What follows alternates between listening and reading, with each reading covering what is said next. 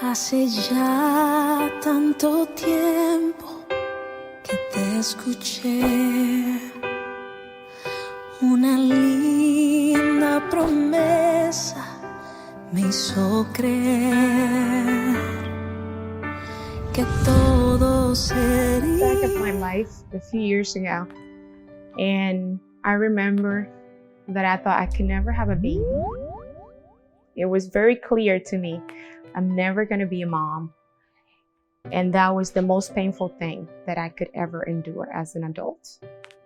I remember going to the doctor, trying to figure out what was wrong with me. And they told me different diagnoses.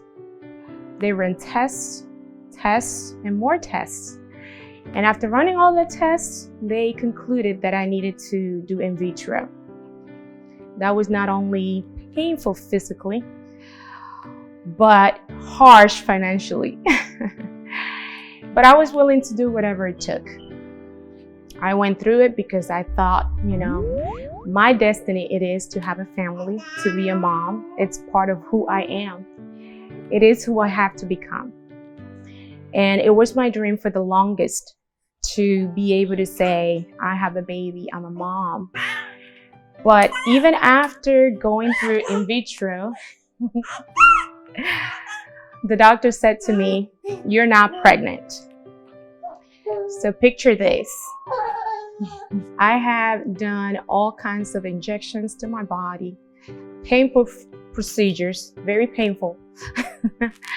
And in the end, when the pregnancy test was taken, all I was left with, I'm sorry, it didn't work. I felt like my heart broke.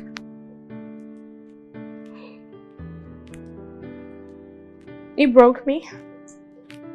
I felt like something was so wrong with me. And there's a lot of people walking around telling women that you're not a woman until you've had a child. You're not a woman unless you are a mother.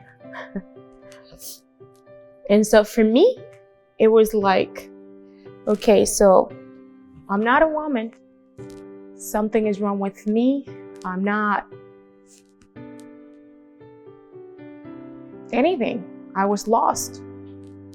I didn't know who I was. So coming from a large family where I have 6 siblings, we're 7 in total, and most of them having their own families, their own children, and every time that I try to say anything, I was shut down. Tú no eres mamá, tú no entiendes, ¿qué sabes tú?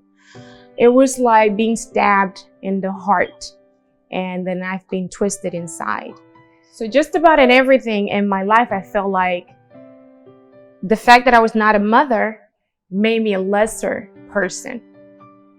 Constantly at work, a lot of people would ask me, are you a mom? Because you couldn't possibly understand what I'm going through because you're not a mom. Among my siblings, you're not a mom, so you don't understand. Other people just mentioning, you're not a woman until you have children, which, by the way, I just have a bone to pick with that. I'm every bit of a woman that I was before having children. The only difference is that now is I have a baby. That's the only difference.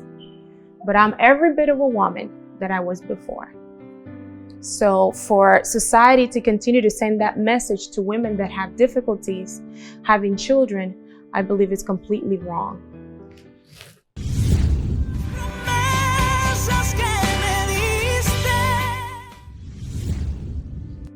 And then in addition to that, my life was crumbling. A failed relationship. I was confused because years ago, I knew that I was promised by God that I was going to have a baby or I was going to have a family. So I pictured that, and in my head, it was a fact. It was going to happen. When I met my husband, the first thing that I wanted to address was I cannot have babies. And the reason that I wanted to talk to him about that, even before we became boyfriend and girlfriend, was because I didn't want to be pressured into, oh, you need to have a child. I want a family. I want to be a dad. So me knowing that and me knowing that I wasn't a whole woman, I made sure that I told them about it. For me, it was super important to tell them I can't have babies, and I wanted to make sure that that was not an issue moving forward in our relationship. So I wouldn't even tell them, yes, we can be boyfriend and girlfriend, or we can date, because to me it was like, later on, I don't want you to tell me, hey, let's try to have a baby. I already went through that. It didn't work. And I didn't want to do it unless it was something that I chose to do for myself. I didn't want anybody to impose that on me because it was painful the first time. So I wasn't willing to put myself in that position for a second time. So I had a big conversation with him.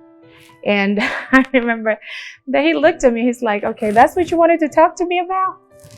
Was that it? And I was like, yeah, I can't have babies, so I don't want to tell you, yes, let's date, because I don't know if that's important to you to have a family. And he's like, that's fine. And so after that we started dating. And I guess I put that in the back of my mind, you know, hopefully he will never ask me, or if we do, is because I bring it up. But I knew that part of me wasn't ready to do that ever again.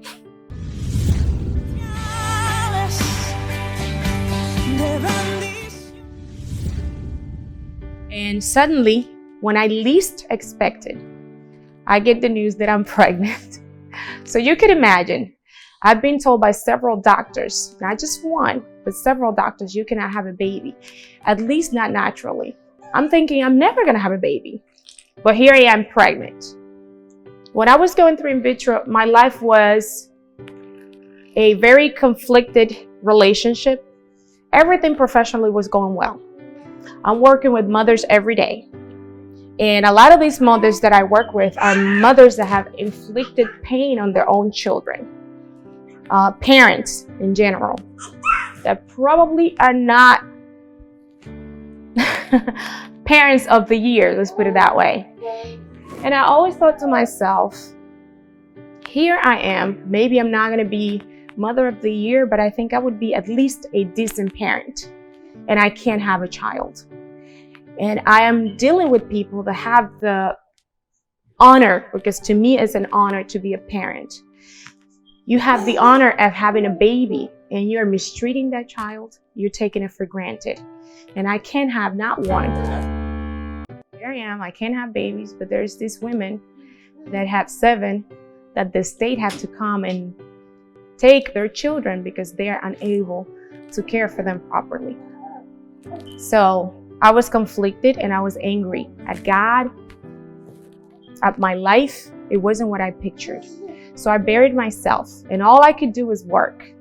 Trabajo, trabajo, trabajo, left and right. All I wanted to do was work.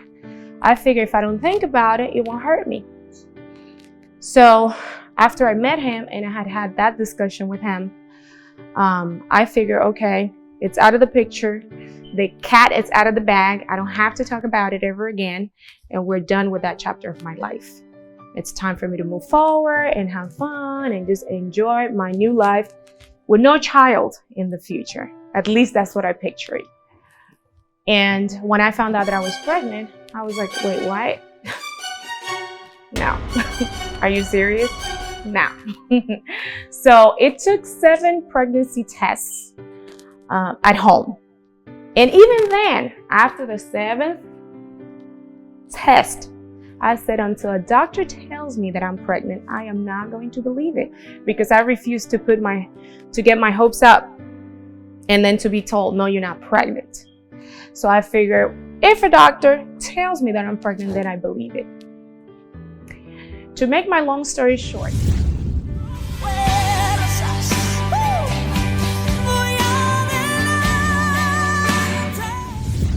what I can say is that today I am beyond happy. I find myself to be honored to be my baby's mom. It's a privilege. And I know that God blessed me with giving me that child, even when I doubted the promise that He made me years ago. I couldn't be happier. I have my family today, and it's by no means perfect, but it's my family and what God gave me. And He did keep His promises.